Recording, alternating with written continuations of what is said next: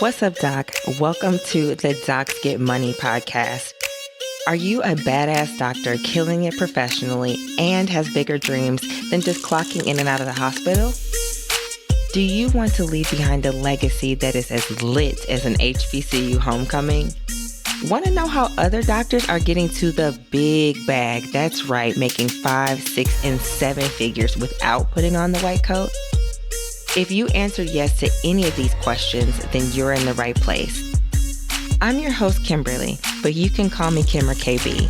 I went from being a burnt out and overwhelmed emergency physician to the founder and CEO of 2 6-figure non-clinical companies and beating burnout along the way.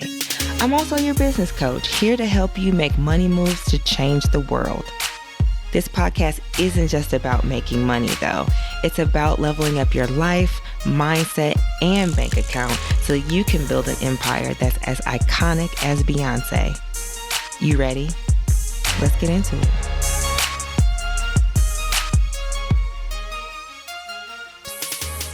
Hey, Doc. Burned out? Ready to just burn the whole hospital down? Well, let's start a fire. Okay, no, not in the hospital, but in your bank account. And from side hustler to CEO, my signature one-on-one business coaching program, you'll transform your burnout into a fire and start your own profitable coaching, consulting, or midterm rental business and make clinical cash in 90 days or less. That's right, 4 or 5 figures in 90 days or less. This is only for doctors who are done being overworked and undervalued and need a way out of the hospital now.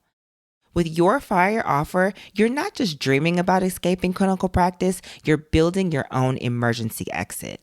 In 90 days, you could be your own boss, making bank, and actually enjoying your life again. So are you ready to swap those singed scrubs for CEO status? Then hit me up at Dr. Kimberly B on Instagram with the word burn, and let's turn that burnout into the bag. Well, Dr. Christine Stamen, thank you for coming to the Docs Get Money podcast. How are you today? Good, Kimberly. How are you doing? I'm so good. So why don't you just start off by letting the audience know a little bit about you? So I'm an emergency physician currently in Central Illinois at the Residency program there in Peoria.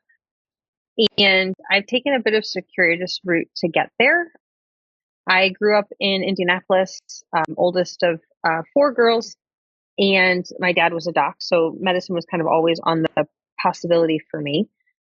Went to undergrad, tried to figure out if there was anything I could do other than medicine, and just kind of said, I'll go to medical school. But took a year off before that. Mm-hmm. And during my year off, if you don't mind me asking. I spent 5 months in Australia, and the rest of the time I waited tables and worked in the pathology department. Tell me about Australia. Wait a minute. Okay, pause. Full stop. I started this podcast very professionally. Like, hello, Dr. Stamen. Thank you for coming to the Docs Get Money podcast.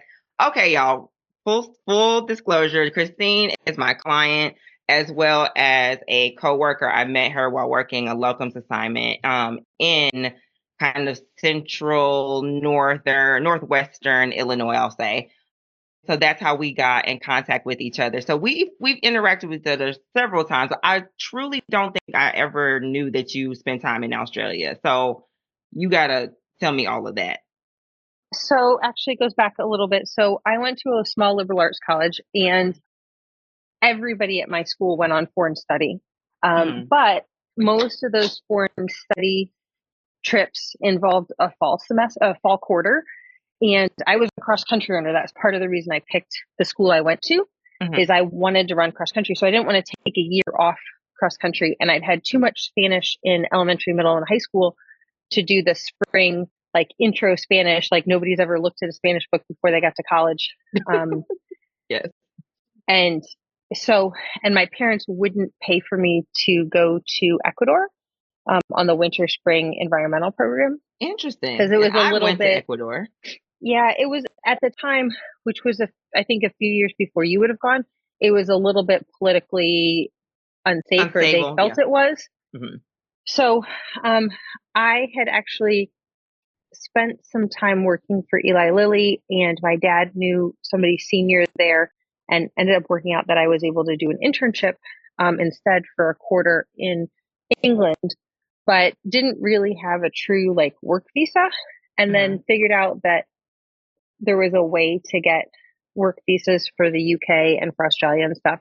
And I was like, I want to go to medical school, but I kind of want to take some time off. I'm kind of done for now. And I don't know that I'll do well in school if I don't take some time off. So it was kind of like almost like a first episode of Burnout to some extent. And so I found out and I got a work visa and I went to Australia and actually used some connections from school and did a month of traveling, spent 3 months in Perth working with somebody at Curtin University, and then did another month of traveling on the end, and then came back. And like I said, I during the daytime, I worked in the pathology department at the local hospital. And in the evenings, I waited tables or hostess. And then taught me how to wait tables, and I waited tables at a steak restaurant. So that's so interesting on so many different levels because since we're both emergency physicians, I feel like, well, my program director used to tell us, like, if you've ever worked in a restaurant, like emergency medicine is very much like that. It's much like starting one person, making sure someone else is good, dispositioning someone else, like that whole juggling and that managing. So if you've ever done like servers or bartenders or things like that, then you probably would be a really good completely agree. too. Completely agree. That's really cool because I never really, like I said, one, knew that you did that. I've never been in the service industry like that, but I think that's really dope. What I wanted to ask you though is when you were traveling, what's one of or some of the better memories or one of the cool things that you remember seeing when you were in Australia? That's definitely on my bucket list to go. So I actually did my dive certification on the Great Barrier Reef, which is amazing. Their capital is a planned city, kind of like our DC. And it's actually really cool. And then there's a little island off Perth there's a little coastal town off Perth called Fremantle. And then there's a little island off there. And I can't remember what the island's called, but they have these little thing called quokkas. And they're like overgrown. They're rodents of some sort. And they're pretty big size, but they'll come up and take food from you and let them pet you, let you pet them, like totally in the wild. And Giant rats? They're very funny. They don't look like rats. They're like much more adorable than that. They kind of look like groundhogs. Okay. But I don't know. We just had a lot of fun because while I was in Perth, which is where Curtin is, a bunch of people from my college were doing foreign studies. So I essentially just hung out with them. Okay. They were a couple years behind me, but still I had people around my age to hang out with. So it was a little nicer than just being like, I don't know what I'm doing and being completely by myself. Yeah, no, that makes perfect sense. So when that opportunity was over, then you came back to the US? Yeah, so I had already planned. Some people could stay up to a year, but I was like, I kind of want to come back. I don't want to go straight into medical school and like literally get back from Australia and go straight to medical school. And also, I was just trying to figure out what I had already saved and what I could afford to spend my time over there. And so I left in July and came back right before Christmas. Okay. And then you just, I don't know, tell me next. Tell me what happened next or how your life went from there. And then, so I got back from Australia and I applied for jobs. And like I said, I got a day job and a night job. And just started getting ready for medical school. And I started medical school in August maybe of 2001. Okay. Where'd you go to med school? Northwestern. Okay. I really enjoyed their interview process, and I was excited to not go to IU because I felt like my dad would come home and be like, "Guess who I saw today? Guess who I saw today? Your high school classmate. This other high school classmate." And I was like, "Okay, can I go somewhere else, please?" Right. But then during my year off, I was like, "Well, do I want to take a bunch of loans or is there something else I can do?" So I looked really hard and I ended up doing a Navy scholarship. So they paid for medical school, gave me a stipend to live on, and paid for like my tests and everything, which was really nice. They paid for my books and my tests. And I never had to take the clinical skills exam. So I only took written tests for step 1, 2, and 3, which was lovely. Really? Yeah, I was the second to last year to not take it, which was amazing. But at the time, so I was a second year medical student when 9/11 happened. So at the time, because of needs, there was no way I could go straight into residency. They basically weren't deferring anybody.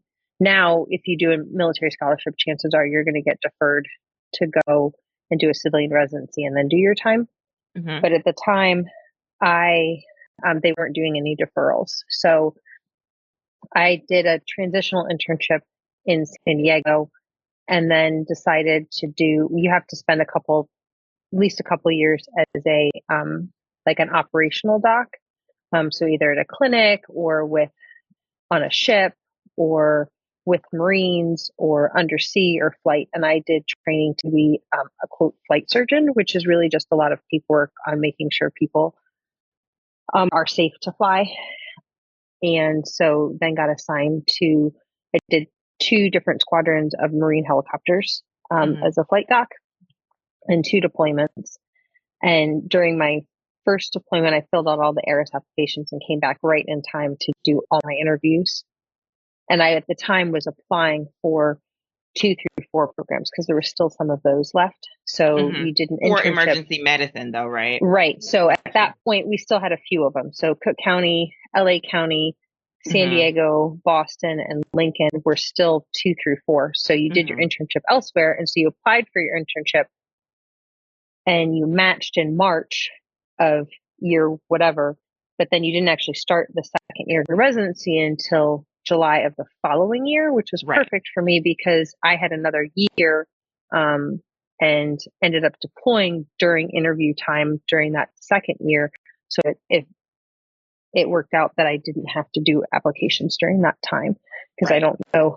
Zoom wasn't exactly a thing back then. So it's not like it definitely was not. It's not, I mean, you could do phone calls, but I don't know that I would have really enjoyed trying to phone call from Afghanistan to try and interview for residency. So it was nice to have that spot already set up.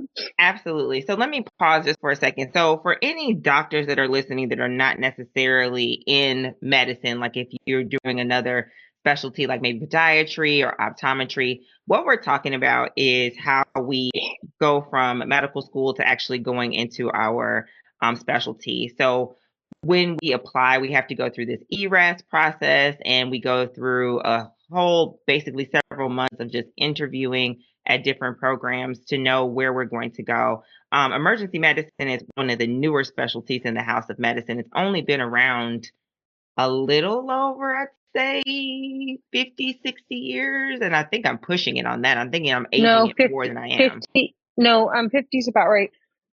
Early 70s is when the first classes were certified. So yeah, like early 70s. So there's still a lot of transitioning in our specialty, and we're still developing like the time and how we are training. And it's gone through a lot of iterations over the last several years. Right now, a lot of emergency medicine programs are just 3-year programs, but now there's more evidence again that maybe we should go back to 4 years so that we're kind of doing a lot of things in our training. But it's really interesting to hear because I do remember back when I was interested in emergency medicine, like right before I started medical school, learning about Cook County. I think Cook County then went to a 4-year program. Well, so it's always technically, it's always been technically a 4-year program. And there are always about half the class got a guaranteed internship at Cook County. They just it wasn't emergency medicine. And so I was general medicine or something. It was an internal medicine one. Yeah. So I was actually the second to last class of the 2 through 4s. So the class behind me also had some 2 through 4s as well as some 1 through 4s. And then the next class, so the class who were second years when I was a 4th year, were all full-time 4-year programs. And I don't think, other than the 2 Navy programs, I don't think there are any 2 through 4 programs left. I think everybody has transitioned to a full 4 years. So you have a guaranteed internship, emergency medicine internship, essentially. So that makes sense. let me ask you this too, since we're here. What even drew you to emergency medicine? Was it the flight surgeon experience, or was there something else that got you interested in specialty? No, I was interested in medical school. I had originally, when I was in high school, originally thought I was going to do orthopedics or some sort of sports medicine. And then Why is that? I was an athlete and just found it very interesting, but then realized after spending some time like observing and then during medical school, I realized I don't like the OR enough to do any of that at all. But I did like the procedures and I liked the variety. And I think that was the biggest thing for me was the variety of patients. Like everybody's different. Everybody has a different story. I'm not literally seeing 50 high blood pressures in one day, or I'm not having the same story. I just like the variety. And I also liked the variety of, I actually liked the variety of times. I found myself, some days I was a night person and some days I was a morning person. And the people who had the really rigid schedules always absolutely amazed me because I just couldn't do that. Like sometimes I wanted to sleep in, sometimes I wanted to stay up all night. And then, and when I was deployed, and so I was interested in it when I was in med school. And then my second deployment, I essentially worked night shift. So we, because of safety reasons, all of our flying was we started shift at midnight and we got off at noon. And so, because you wanted to fly in the dark because it was safest, because if they can't see you, they can't shoot you. And so I was like, oh, okay, yeah, I can do this. But at that point, I already knew I knew I was going and everything like that. So that makes sense. Yeah. Okay. So then you matched at what program? Cook County. Cook County. So I did my internship with the Navy. Okay. And did all my time with the Navy, but then matched in March of 2008 at Cook County, and then started in July of 2009.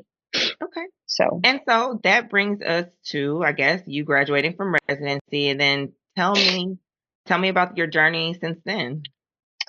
So I did residency. I decided I wanted to do a surgical critical care fellowship. And so I spent a year in Boston and looked for jobs and realized once I started jobs, I realized I didn't actually like the actual intensive care medicine. I liked critical care, what we do in the ER. So I transitioned out to just full-time emergency medicine.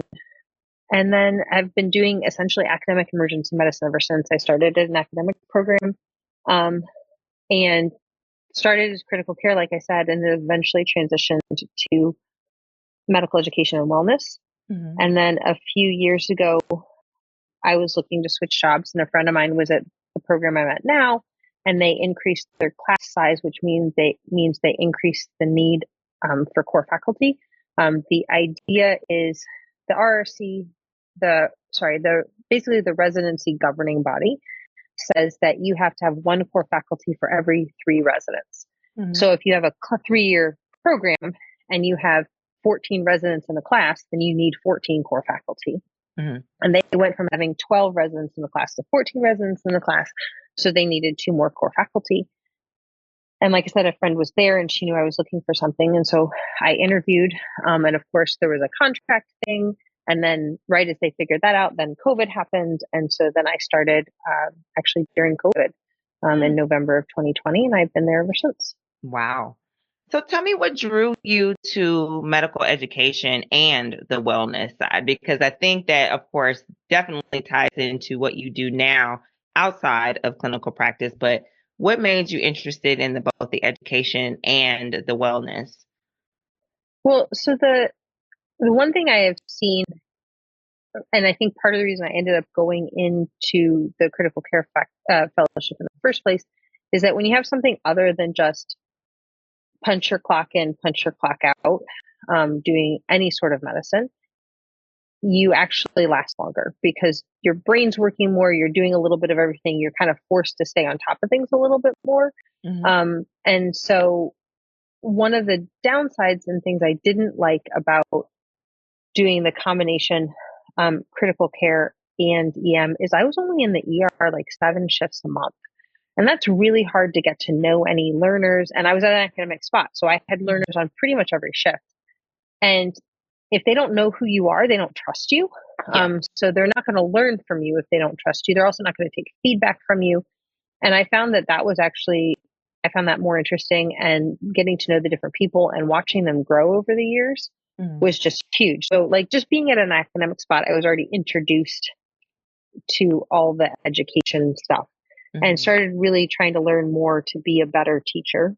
And then also realized I was struggling where I was. And I was very fortunate.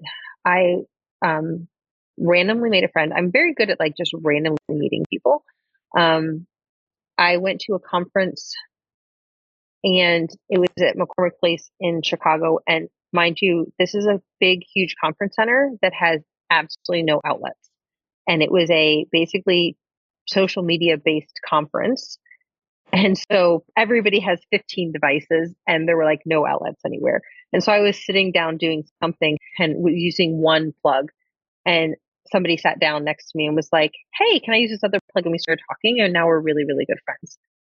And I went to CORD, the Council on Residency Directors, which is really the medical education conference of emergency medicine. And he dragged me to the wellness committee at the time, called the Resilience Committee. And it's been basically part of what I've been doing. It'll be, I want to say that was March of 2015. So it's been 9 years. I'm actually heading to CORD tomorrow. So yeah. Okay, he dragged you, but what kept you there? Because you didn't have to raise your hand and let these people put you on these committees. Oh, no. So I got there, and I realized how much it was my stuff, right? And he dragged me there, I think, because we had already been talking about a bunch of these things and stuff that was interesting. And it was like, I found my people by finding that committee. And tell me more. Finding CORD, period, but just like a bunch of people who were really interested in making sure that we were not only doing education well, but we were graduating residents that were going to continue to be emergency medicine doctors for a long period of time. Because if you're not well, you're not going to stick around, right? And so let me pause you right there on that thought. That's actually a really, really good point. Burnout is so high in emergency medicine. Like, even though I think before COVID, we could boast the kind of glamorous lifestyle of shift work. And like you're saying, sometimes I want to wake up and work early. Sometimes I want to sleep in and work late. And so we have that ability to juggle and balance. But I think the workload when we're actually there, and the schedule flipping, and so many different other factors when we're actually on our jobs, of course, contribute to that burnout.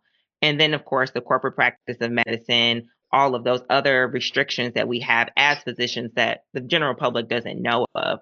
Yeah. Burnout is clearly extraordinarily high. It's like 70% or more. And especially if you travel like I do, then burnout is very, very high. I say all that to say, and I want to double tap on it, because I love the fact that you're a part of the preservation of our physicians, and the fact that our specialty is really looking at that and not ignoring that what we do is very hard, and trying to build the skills, the tools, and the techniques within us early so that we can have the resilience, like you said, to go through. So, well, and I think the thing we have to remember is this is not an individual problem. I think, and the interesting thing about the 9 years that I've been involved in this is that it started out, and the reason that I said at the time that committee was known as the Resilience Committee is because they wanted to get something going, and it really was thought to be an individual problem initially. And we've now changed. Nobody has a resilience committee anymore, because all the work has shown that even the people who score the highest on the physicians who score the highest on the resilience scales, like I can give you a series of questions that's been validated and says, how resilient are you? And you could score top 100% perfectly resilient, and 30% of those physicians are still burned out. So it's not just an individual problem, but getting us the tools to get there and to figure out what wellness means to us, and to figure out how to handle any of the systemic issues, and also to say when those systemic issues are too much for us and they're a boundary we're not willing to cross, Yeah. That's another huge thing, because I think as physicians, we tend to be more givers rather than focus on ourselves, and we put other people first. Mm-hmm. And so if they say, well, this is for the good of the patients, and this is good for the good of the patients, and this is for the good of the patients, and it keeps harming us because we're not willing to put that boundary in place. Mm-hmm. And so it's been fun, interesting to see the transition. And really, I mentioned this the other day in our chat group or our WhatsApp group. I was listening to a podcast about preaching what you practice instead of practicing what you preach. And I think my experiences, having already dealt with, a little bit of burnout between Mm-hmm. college and medical school, and then more burnout as an emergency physician, never full blown having to stop. I have some friends who've been there, like literally so burned out, have to stop practicing. But now I've set up a lot of things where I am preaching to other people what I practice, rather than trying to be that preacher who's practicing and being hypocritical because I'm not really doing it. Right. And I'm very upfront with my learners, like I had a very tough 12 days, and all of my learners that I worked with, all of my nurses knew about it. I'm like, I'm just warning you right now that I might be a little salty today because this has been a really hard 2 weeks. Mm-hmm. And so, But the fact and I that you're think, able to speak up like that, because most people would just internalize it and just be a bitch and be a terrible person and take it out on their environment and leaving people thinking like, well, what's going on, with you. But the fact that you have the wherewithal to even speak up for yourself, saying, hey, I'm going through over here. It is not y'all, it is me. I am working through it, and we're gonna work through today, and we're gonna do the best that we can. So yeah, that takes so much awareness and maturity and honesty and vulnerability to even be to say that, because I think, of course, too, as doctors, people just think that we just always have it together and we always know everything, and then your core faculty. So people may have all kinds of notions or preconceived thoughts about who you are and how you operate. So that's why I say, like, that's really powerful to be like, hey, y'all, I love everybody, but I know it's me. I mean, last night, so when I finished my shift last night, I had done 74 hours of shifts, 21 hours of class, and I don't know how many hours of meetings in 12 days. And so, like, we had one patient who, and in emergency medicine, we see everybody. Yeah. We see people who have their shit together and people who do not have anything together. And I just turned to my resident about something, and I was like, I have no fucks left to give. So whatever you want to do on this patient, you're not going to hurt them, but I don't have any fucks I don't left to give, care. right? Yeah, I just Like, I'm trying not to. Unfortunately, it was a rather senior resident who she was going to do a phenomenal job no matter what support I gave her. But yeah, she was like, okay, I get that. We can do this. It was like, so, I mean, but it is a level of vulnerability. That's the other problem, is you also have to be careful that you're not too vulnerable, because there is still, we have a much more flattened hierarchy than, say, your true org charts when you look at a business situation, like a corporate, whatever, hierarchy.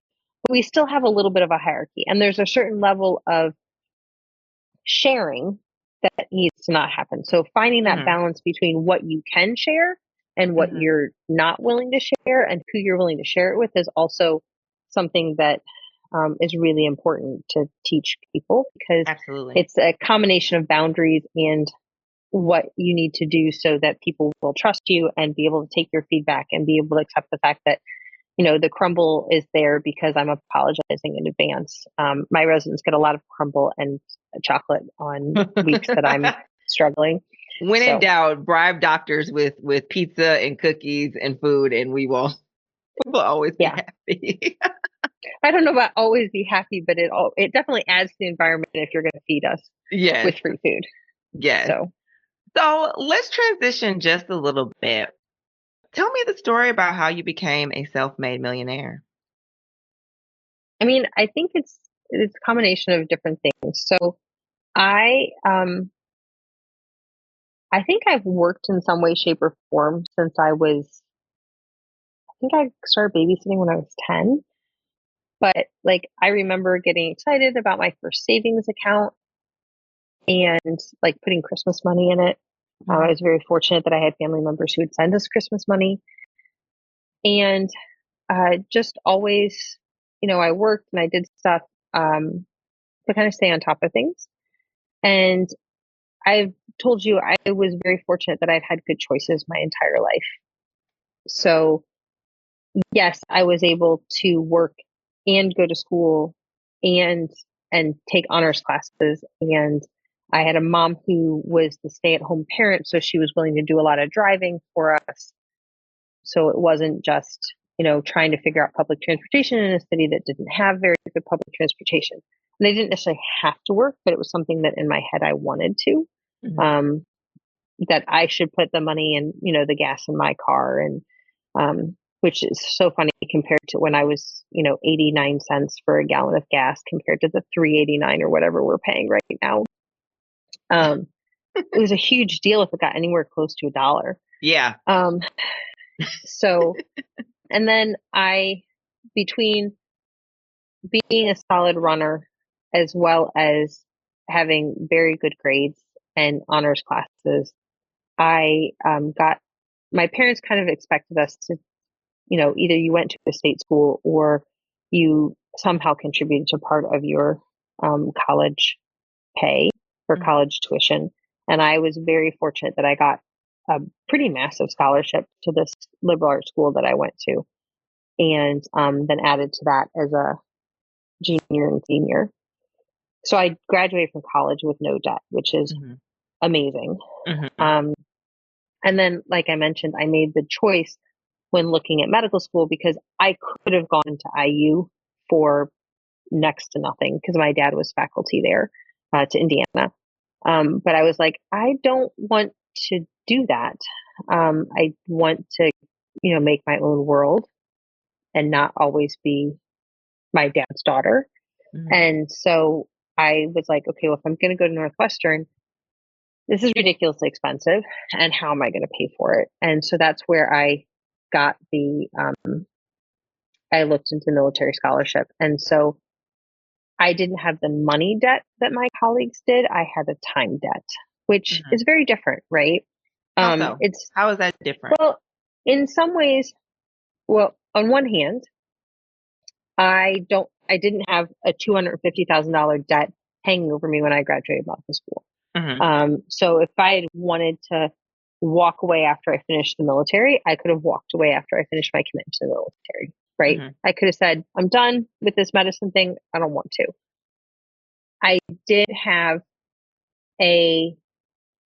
essentially a 5-year delay between when I started when my colleagues started earning attending money versus when I started earning attending money though.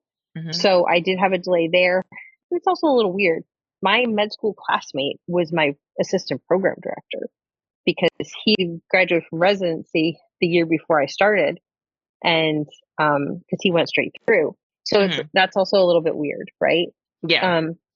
At the same time, I was making decent money when I was active duty and having the opportunity to start saving earlier than because I feel like many of my residents, even the ones I know now, and I feel like there's a lot more financial literacy than when you and I went to medical school, and knowing more than just getting through life. And I feel like there were definitely some residents co-residents I had who maybe kind of went and already were going towards that attending like lifestyle of nicer cars, nicer place to live, things like that, rather than them paying attention to other things. Other things meaning saving for retirement, saving for a rainy day, saving for whatever happened. I was very fortunate that my dad had some knowledge of this type of thing. So I've had an IRA or Roth IRA since I started working, at least a W-2 job of some sort. And I figured out how to continue contributing to that, to my retirement accounts when I was in college, and then in medical school, and then in residency, and in military time. And so I didn't take that pause I didn't have that delay that other people did. So, okay. And so you really took that knowledge, it sounds like, and made it so that, like I said, you're a self-made millionaire. Where do you feel like your secret sauce lies? I feel like most people don't save their way to millions. How do you think that you got there? Well, I will say a big chunk of mine is when I say I have over $1 million, a big chunk of that is in retirement funds. Again, starting early. And even then I have taken some losses where I've moved things around and listened to people that supposedly knew more than me and ended up not actually being the greatest recommendations. But a lot of people will talk about they want to time the market where they want to get in when it's low and then sell when it's high. So like, hey, then I made stuff. But the actual thing is I've essentially been in the market in some way, shape, or form for 30 years. So even only a little bit was in there initially, I've still had money in an account growing for 30 years.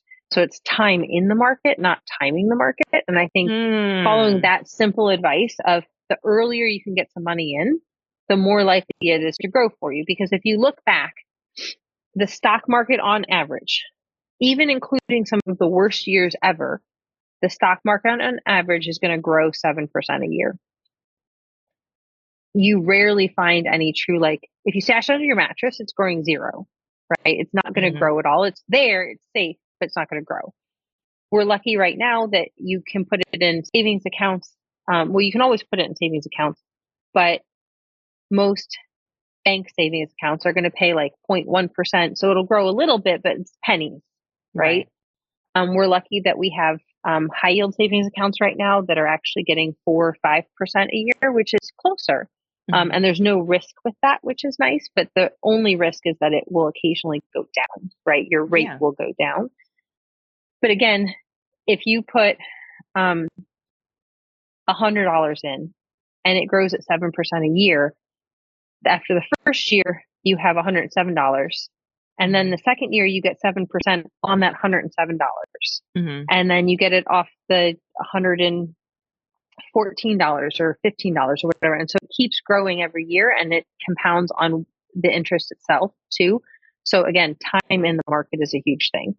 And the other thing I think that helped me is taking control of my own money, because I know my values. I know what I want to end up, and I'm smart enough. I went through medical school, so I should be able to handle this. Granted, I've always been a number person.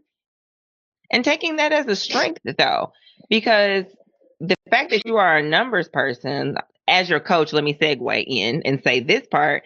You have an insane budgeting system that you've used for years that has helped you to make sure you know exactly where each and every dollar is spent. Can you share just not everything about that, but could you share a little bit more about that? So it's magical.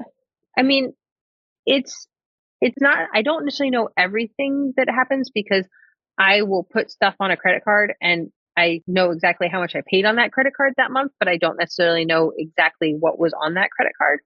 But I'm also a big fan, besides the time in the market, is paying myself first. So for example, currently my paychecks, I have my 401k that money goes in there. I don't ever see that money. It goes in before the money hits my bank account. But other money, like money that's going towards my Roth IRA, money that's going towards savings accounts for various things, all of that goes out directly from my job to those places. So it never gets in my bank account. And then I keep track of what goes out of my bank account. So I know I can spend $3,000 on this credit card this month, and I'm going to have it because I know exactly where everything's going. I do it all. Some people, we used to do check registers. You'd have a thing that came with your checkbook and you filled it out and helped keep track of everything. The biggest problem that I ever had with that is that things happened at different times, right? So right now I could plan and say, oh, well, my paycheck comes on Friday, but really my paycheck comes on Wednesday right now, which is like the Wednesday before the Friday. So then that screws it up. And when does the check actually get deposited? And so I have an Excel spreadsheet that I've literally used. I think we've looked at it I have bits and pieces of it back till like the start of when I was active duty, but really much better since I started residency. So more detailed since I started residency. So we're looking at like 15 years of records that I can go back and see. What does that information do for you? How does that help you? I think one of the biggest things that helps me see my priorities and how I've grown as a person and my values, and also shows that it just reminds me that I can do this. I think there's so much out there that say women don't know how to handle money, or they're scared of it. I was actually talking to a really good friend of mine from high school the other day, and he is the money person in the house, mostly because his wife doesn't like it and she's scared of it. And this woman is very, very intelligent. She's built a career, but she doesn't do the money thing. And I'm like, but she could, but she doesn't want to. And it's kind of like, that's the way her family ran. So that's how she does it. And I think there's just so much memory that you can't do this, you can't do this. And there's so much on social media that, women don't know how to do this. Right. Especially nowadays with this push for truly like men should be in charge. Let's go back to the time before women could have bank accounts by themselves. But we can, right? And I've been doing it. I've been doing it for years. I love that. To be able to have that sense of power and that sense of control over something that has been strategically taken from women for years. Because if we really think about it, it's been in the last 50 or so years that women don't need either their husband or their father or some male figure to even co-sign on a bank account for them. We are completely independent to even have money in our own name. I was just having a conversation with some other coach friends of mine a couple of days ago. And for Black women specifically, we used to, if you want to go all the way back to plantation days, we were the ones that managed the plantations. These multi-million-dollar plantations were run by Black women. We were the one that kept the numbers. We did the ordering. We did the bartering. We did the selling. It was us. We're the currency of the plantation. So now, like you're saying, that the narrative has been like, oh, I can't because I'm a woman, or just let the man do it. And I don't want to do it. Like, that's not really even a thing. That's not supposed to even be a thing. We have been with power and with that knowledge for years. We are the creators.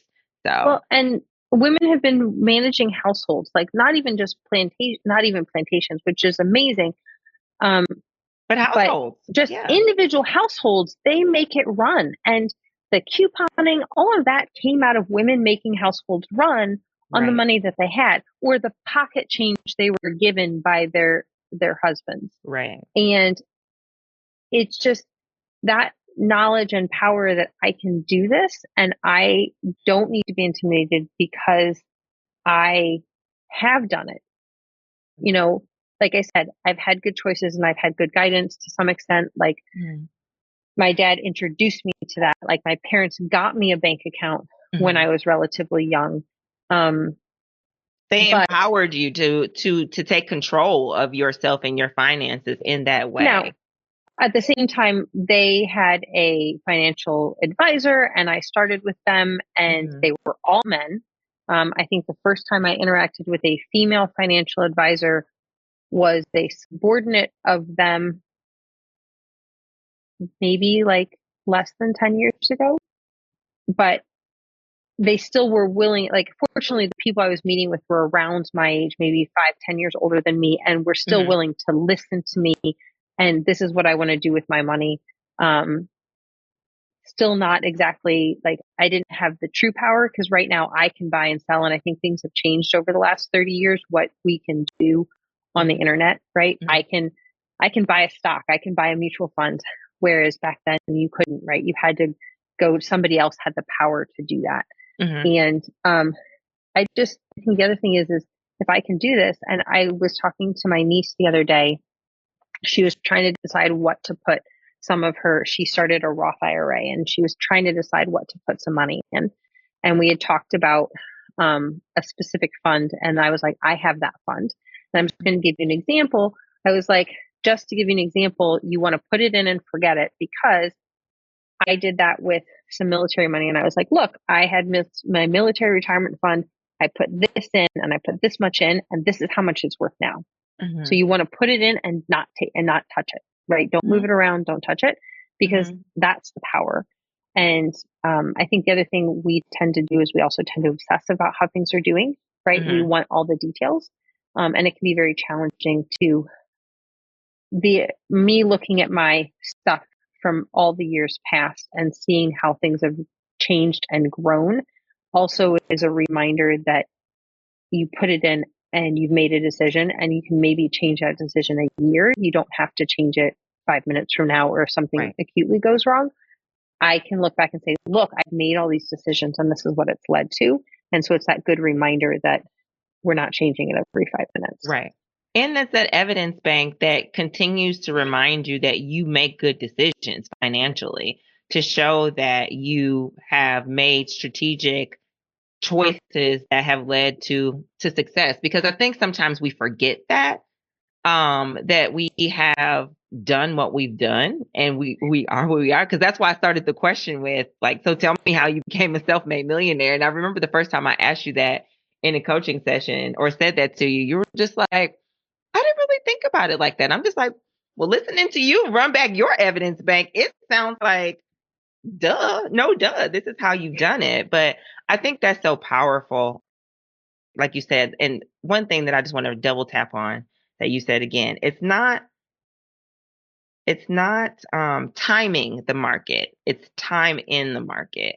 And so many people forget that. I know I've had conversations with my mom, who's knows about 401ks and 403bs and all those other things, and she's put some money there, but she's then been afraid to take that next step to invest, and to really move the money around and make the money grow, because she just wasn't aware of it. And she hears, oh, the stock market's crashing, and then she thinks that she should pull things out, and instead of understanding that this is a long-term journey, this is a marathon. And I love the fact that you were a long-distance runner as well too. You did cross country, so that's even more of a kind of an analogy to me in my mind, that this is a marathon, not a sprint. We're not going through, just a quick 90-second or 90-day, just try to get quick rich scheme. It's really about building that time and that legacy in the market. Well, and I think the other thing that goes along with there is you also have to not only think about that long term, right? I think in the US we put this, hey, you're going to work for 40, 50 years and then you're going to enjoy your retirement. But that shouldn't mean that you're eating ramen now so that you can have some time when you're retired, because that's miserable. And I think that's the other thing that I've enjoyed being able to do. I work in a specialty where I make very good money. You do. I do not have kids. I do not have a spouse that's a stay-at-home spouse. I do have 2 expensive fur babies. But I still I love to travel. I think it probably started with my time in England in college, but I enjoy traveling and I do not enjoy roughing it. And so I am going to stay at the nicer hotel. I am going to fly up front if I have the opportunity. Now I will look for good deals, and I do occasionally use points for travel, so I don't have to pay cash for it. But I do enjoy the idea of one of the things that we talked about is the same niece I was talking to the other day. Last year, last minute, I flew her out to Vegas because I was at the same conference I'm about to go to, and she's a huge Taylor Swift fan, and we got last minute tickets to Taylor Swift, and I used miles to fly her out there. I can do that, right? Mm-hmm. And it's nice to be able to do that because, I want to enjoy my retirement, but why can't I enjoy now? Why do I have to wait until I'm 65 to enjoy life? Right. And you can do that because you have so much control and so much information and so much knowledge of what's going on with your money right now so that you have the flexibility and freedom to do that. And I've also made a point of saving money so that I can walk away if I need to. One of my friend's moms, she says, if I have the money and I'm here, it means because it means I'm here because I want to be, not because I have to be. Mm.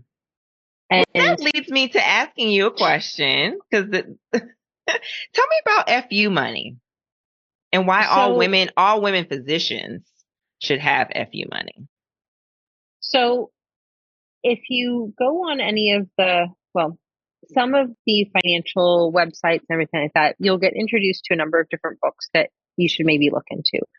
And one of the books that I read, and I find very easy to read, I think even for people who don't enjoy money, is Jim Collins' book, A Simple Path to Wealth. And in there, he has a very short chapter and he talks about FU money. And that really resonated with me.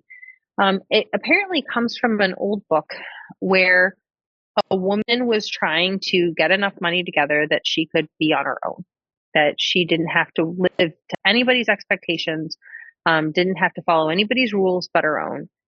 And I find interesting that it's a man writing a book and mentioned that this is something that resonates with him from a female character in like the 1800s, right? But he's like, it started when I wanted to take a 2-week-long vacation and my job wasn't happy with me doing that. So I realized I had enough money that I could do that. And then he got laid off but he had money in the bank. So it was okay that he was laid off because he had money to bank it up. And the thing that I think gets confused is people see that as something called an emergency fund. And an emergency fund to me is the helmet you wear while you're riding a bike. You hope you never need it, but it's there if you need it. If you crash, it's there. It's going to save you.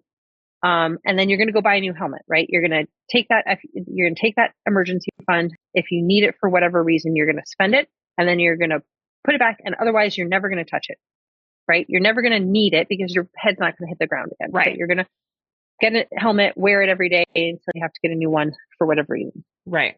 FU money is more of the training wheels.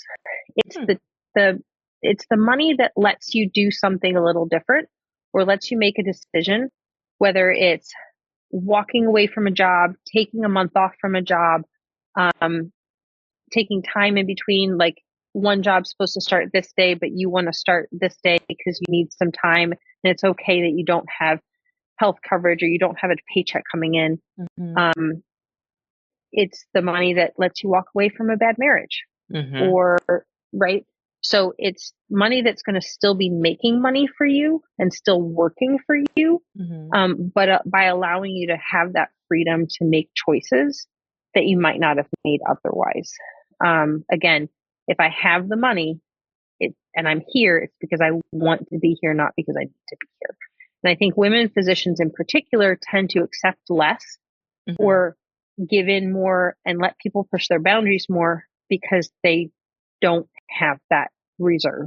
And like I said, it's different than emergency money because the idea with the emergency, it's that safety, it's that life jacket. But having, like, what happens when that goes away? You want money that's actually going to be growing for you and working for you so you can keep earning money. I think the first time I did a little bit of this going from the military where I was making more money than I did as a resident.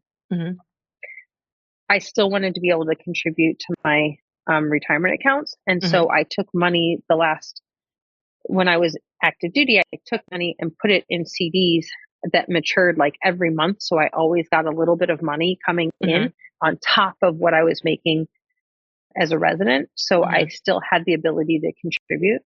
But then the time this really hit me that was helpful to have, and it's not the same because it was a training program, but I finished residency and my last block of residency was trauma. And the year I started fellowship, and finished residency, July 1st was a Sunday. So normally you would orient on July 1st and then you would start fellowship. But because July 1st was a Sunday, you had to orient on the Friday before, so June 29th, or you didn't get paid until a month into your fellowship instead of 2 weeks into your fellowship. And I didn't have that reserve. And so I had to go to that orientation day. So I was post-call Wednesday, drove part of the way Wednesday night, drove all day Thursday, and did orientation on Friday. That sounds terrible. And it was miserable, right? But awful. Then when I started my first job, I started August 1st. I finished fellowship on June 30th and I started August 1st. And I thought outside, I can't do this. And I drove back. I ended up going out to California to see some friends. Like I did a little bit of everything on that 30 days, but I was able to do it because I had the money to do it. And because you had some FU money. I did. So it makes a big difference. Yeah. And I think it's that extra step. Yeah. So tell me how you help. So now that you are an academic emergency physician, you are core faculty at a residency program, and you work so much in wellness as far as an emergency physician, but on the outside, of course, we're talking about financial wellness and financial independence and things like that. So tell me now how you help. What do you do? What's your secret sauce and how you're getting money outside of all of that clinical practice? Well, fortunately, I met you, 9 months ago or so? We could have a baby together. We could have. So I met you as I was starting to think about what I'm doing now, which is financial coaching. And I realized that based on my experience, I want to help other women physicians, especially those in transition, but I think any female physician can do this and needs to do this. And the goal of my coaching is to end up with $10,000 in FU money, that freedom, so that you can choose to leave if you want to. But you can also say, I'm here, I have the money and I'm here because I want to be here. So it's giving people, we've had training wheels in some way, shape, or form. Just because we finish residency doesn't mean we don't need training wheels of some sort, right? It's nice to have that security, that safety, that if that job you picked isn't the job you actually thought it was going to be, that you can walk away because you've got money that's working for you and allowing you that freedom to do so. I love that. So how can somebody get a hold of you if they're interested in learning more about FU money, they want to work with you? How do we get a hold of you? So I think we said that we'll put this in the show notes. I currently am still building my Facebook and Instagram, but I do have a specific email address that I will put in the show notes. And I'd love to hear from anybody. If you happen to be a friend of a friend on Facebook, please reach out to me there on my personal page. I think it's actually relatively private right now, simply because as a physician, you don't want some random patient finding you on Facebook. And I think everybody listening, male, female, podiatry, medical, it doesn't matter what you want. You don't want some of those people to ever find you again. No. So if you're a friend of a friend, and you may be, please reach out. I check my DMs on a regular basis, but like I said, I'm getting Facebook and Instagram set up, but in the show notes, we'll have my Gmail address that is specific for my business. And I would love to hear from everybody. Awesome. Okay. So Christine, do you have anything else that you'd like to share with the Docs Get Money podcast audience before we say goodbye? I think the only thing is that it doesn't matter what form of medicine, caring for people that you're in, the first thing you have to do is take care of yourself. The airlines tell you every single time, put your own oxygen mask on before you turn to the person next to you and help them with yours, because if you're not taking care of yourself, you can't help other people. And whether that means dealing with your burnout, finding non-clinical ways to get money, making sure you have money that works for you, whatever it is. You are our most important asset, period. You're your most important asset. And if you don't take care of yourself, you're not going to be around to take care of other people in whatever form you think is the right way to do. So please. Love that. Thank you so much, Christine. It's been an honor. I have enjoyed knowing you. I've enjoyed being your coach. And thank you so much for sharing your wisdom, your knowledge, and the knowledge of FU money with the Docs Get Money audience. I'm so appreciative of you. Thank you. Thank you for listening to the Docs Get Money podcast.